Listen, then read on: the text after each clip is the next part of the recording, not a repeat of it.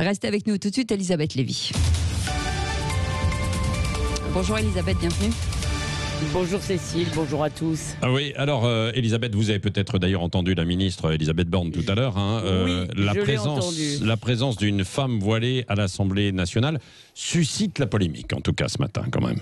Ben oui, donc c'était Mariam Pouchtou, vice-présidente du syndicat étudiant UNEF, qui était auditionnée par une commission d'enquête sur les effets de la crise sanitaire sur la jeunesse. Et elle est arrivée non seulement voilée, mais dans une stricte tenue islamique qui ne laisse à peu près rien voir, qu'on appelle, me semble-t-il, le gilbeb. Alors Pierre-Marie Dumont, Oui. le député LR du Pas-de-Calais, a été le premier à réagir. Il a parlé d'un symbole terrible.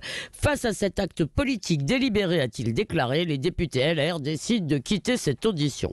La présidente de la séance, qui est une marcheuse, Sandrine Morche, est sur la ligne d'Elisabeth Borne. Elle répond: c'est un mauvais procès, aucune règle d'interdit le port d'un signe religieux aux personnes auditionnées. Mais ce qui est intéressant, c'est que c'est sa collègue Anne-Marie Lang, qui est également la REM, qui réagit. Le port du hijab dans le cadre de nos travaux est incompatible à la fois avec les valeurs qui sont les miennes concernant les relations entre les hommes et les femmes, et avec l'idée que je me fais de notre institution, de la laïcité et des valeurs républicaines dont elle doit continuer à être le temple et le cœur battant. Oui. Et donc elle quitte également la salle. Oui. Alors qui a raison ? Sur le plan strict du droit, c'est sans doute Sandrine Morche et Madame Borne, mais la question n'est pas une question juridique. Il ne s'agit pas de droit, il ne s'agit même pas seulement des règles de la laïcité, mais il s'agit de vie en commun. On n'ose même plus dire vivre ensemble. Marianne Pouchtou sait parfaitement que son voile choque nombre de Français. Alors bien sûr, il ne s'agit pas de le lui interdire partout, mais dans l'enceinte de l'Assemblée nationale, tout de même, on peut exiger une forme de courtoisie républicaine et éventuellement on devrait changer sans doute le règlement. Le voile, il faut le rappeler, ça n'est pas seulement un signe religieux, une question de croyance, c'est un étendard idéologique, un signal politique, et c'est celui de ce séparatisme que nous prétendons combattre. Il est donc un défi lancé à la République. Oui, mais ces femmes vont dire qu'on les rejette aussi. Oui, bien sûr, et c'est l'air que vont entonner la gauche et nombre de médias qui traiteront de racistes les députés qui ont quitté la salle. C'est pas les femmes qu'on rejette, c'est le voile.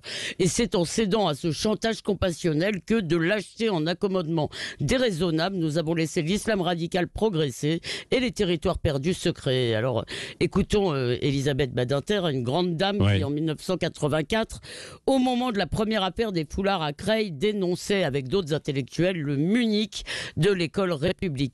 30 ans plus tard, un an après Charlie, elle affirmait: nous ne devons plus avoir peur de nous traiter d'islamophobes parce que, comme elle le dit encore aujourd'hui, nous n'agressons personne, nous résistons. Oui, mais en tout cas, pour l'instant, c'est la loi aussi à l'Assemblée nationale, Elisabeth. Donc, c'est le cadre de la loi. Oui, non, mais voilà, peut-être qu'il faut la changer, mais c'est vrai qu'il y a eu, on l'a vu sur Twitter, il y a eu des photos où on voit des personnes en soutane qui sont allés, avec la kippa également, qui sont allés à l'Assemblée nationale. Donc, il faut le changer. C'est pour ça qu'on n'a pas interdit à cette jeune fille d'être là. Je pense que le geste de quitter la salle était un très bon geste. Et personnellement, mais ça, c'est chacun évidemment fait ce qu'il veut.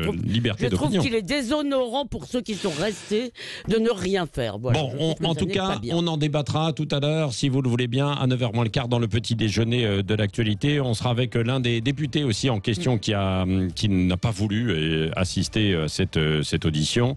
Il sera avec nous tout à l'heure. Dans quelques minutes maintenant.